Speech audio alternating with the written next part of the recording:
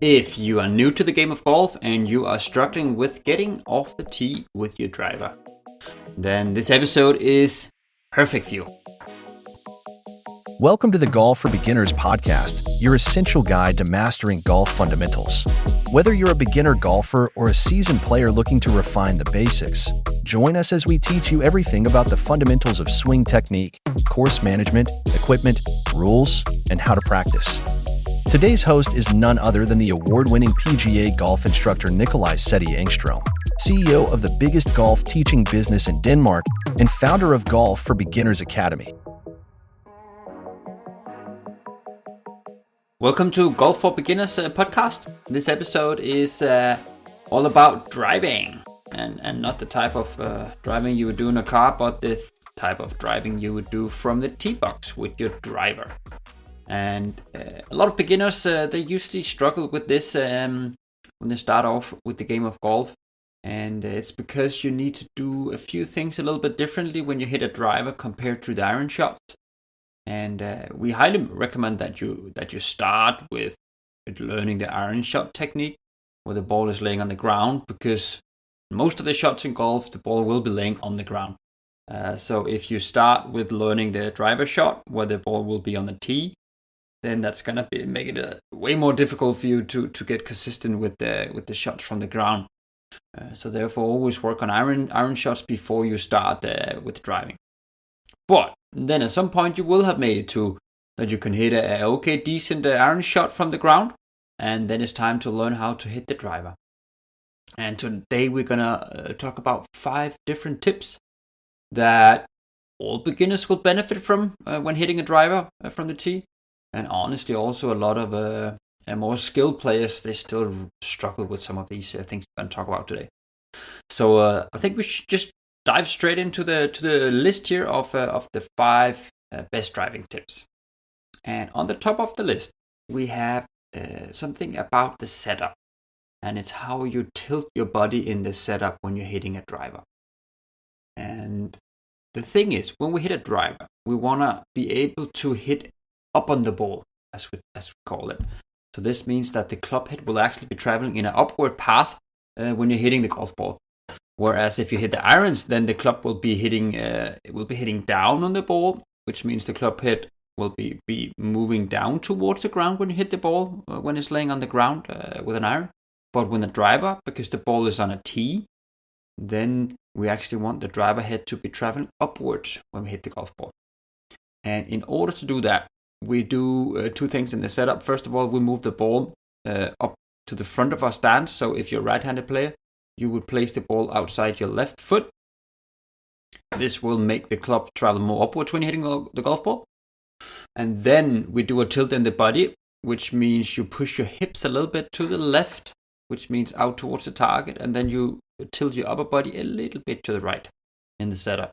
This combination of the hip movement and the upper body movement will tilt your upper body to the right, but still keep your weight distribution on a 50-50 level, which is what we want.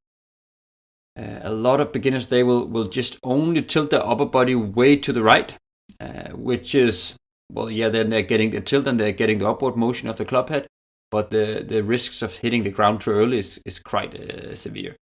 And that's why we like to push the hips a little bit towards the target and then tilt your upper body. Then you can keep your weight 50-50 while still having tilted your upper body. So that was step 1, or tip number 1, the tilt in the setup.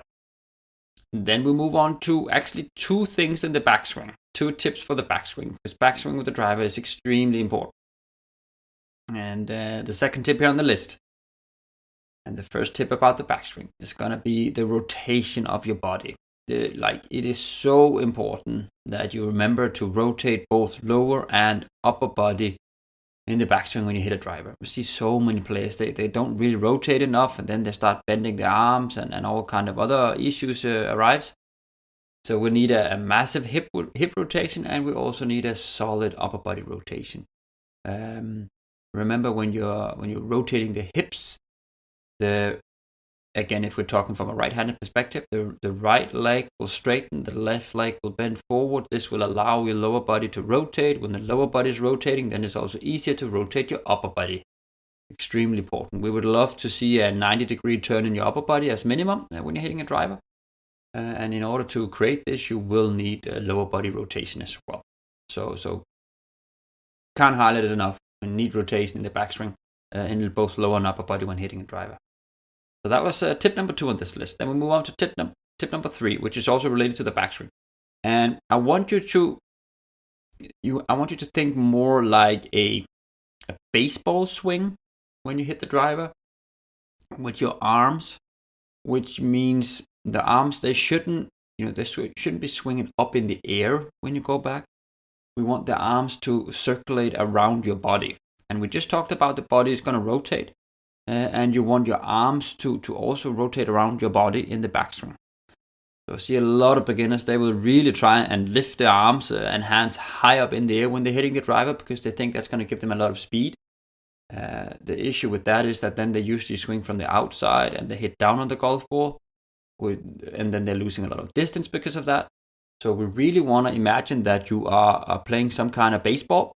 So you swing your hands and your arms around your body and also the club around your body, around your back. Just remember, we are in a tilted position in the setup. So the rotation shouldn't happen the rotation in your shoulders, it shouldn't happen on a flat plane. You still need to be on the tilted plane in the shoulders, which means when you're rotating back, your left shoulder needs to, move down towards the ball. The right shoulder will be moving upwards. But from here, you want your arms to be more baseball type. So tilting your shoulders while you do the rotation, but swinging your hands and arms and clubs around your back. Because baseball happens on a flat plane in the shoulders. Golf, when we're playing golf, the ball is on the ground, so we need to be on the tilted plane. Very important here. A lot of people get confused with, then I'm just going to rotate my shoulders super flat, and that's going to bring my arms more into a baseball plane. Yes, but that's not really going to work out. We need the shoulders to be still tilted, and then the arms and the hands to be on the baseball type of plane in the backswing. Of course, the arms and the hands will never be as low on a swing plane as when you play baseball, but I just see so many beginners that it's really good for them to think that the arms shouldn't go up in the air, that they should go more around the body, as you would see in baseball. So that was tip number 3. And then we move on to tip number 4 for the driver. And it's going to be about the downswing now. And I see a lot of beginners, also actually better golf players. And they struggled with figuring out, first of all, where the speed should come from, and also what body parts should actually move towards the target in the downswing. And the typical beginner mistake is that you made it to the top of the backswing, everything is looking good there. Then the first thing that starts moving down towards the ball is going to be the upper body and the head. It'll push to the left. Again, if you're a right-handed player, so it'll push to the left, push out towards the target, and that is what triggers the downswing. And that is not at all what we want, because the upper body, it can't generate that much speed, and it usually also brings your hands and the club more from the outside if you push your upper body towards the target in the downswing. So we really want your upper body to stay in this position, and this means your head is a little bit behind the golf ball. We want to be able to maintain that head position, but moving the lower body, which means the hips, we want to push that towards the target. This is where the speed comes from, guys and girls. Not from pushing your upper body towards the targets. We want lower body. Use those leg muscles and the hip rotation. That's a massive power generator.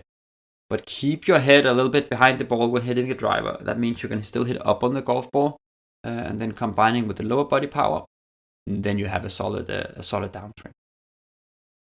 So that's a really important point.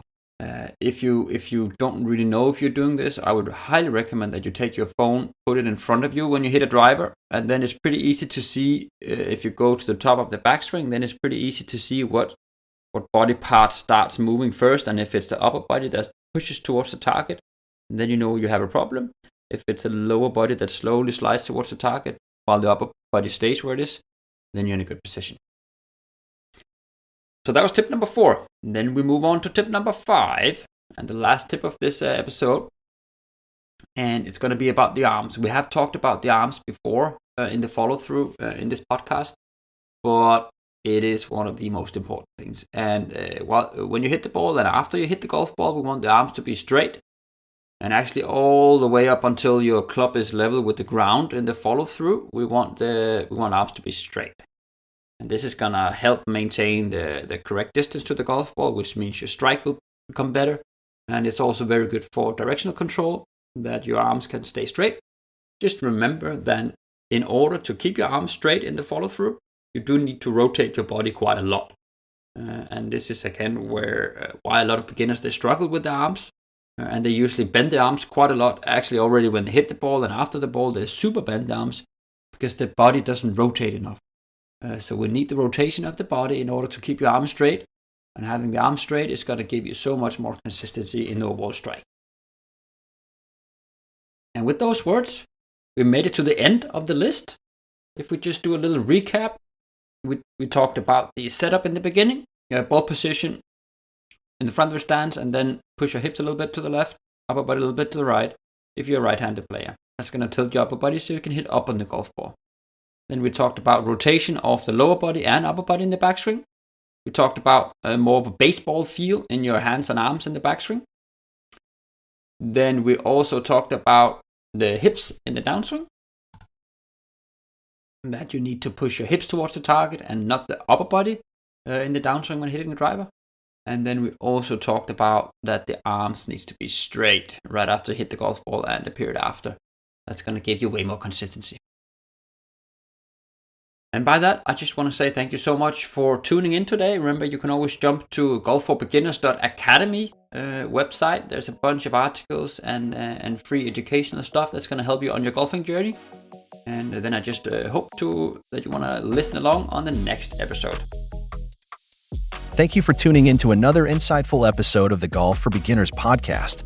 We hope you found valuable tips and inspiration to enhance your golf journey. Remember, whether you're a novice or a seasoned player, there's always room for improvement. For more in-depth resources, tutorials, and a supportive community, head over to our website at golfforbeginners.academy. There, you'll find a wealth of information to elevate your game. Don't forget to subscribe, leave a review, and share this podcast with your fellow golf enthusiasts. Until next time, keep practicing, keep learning, and enjoy this lovely game.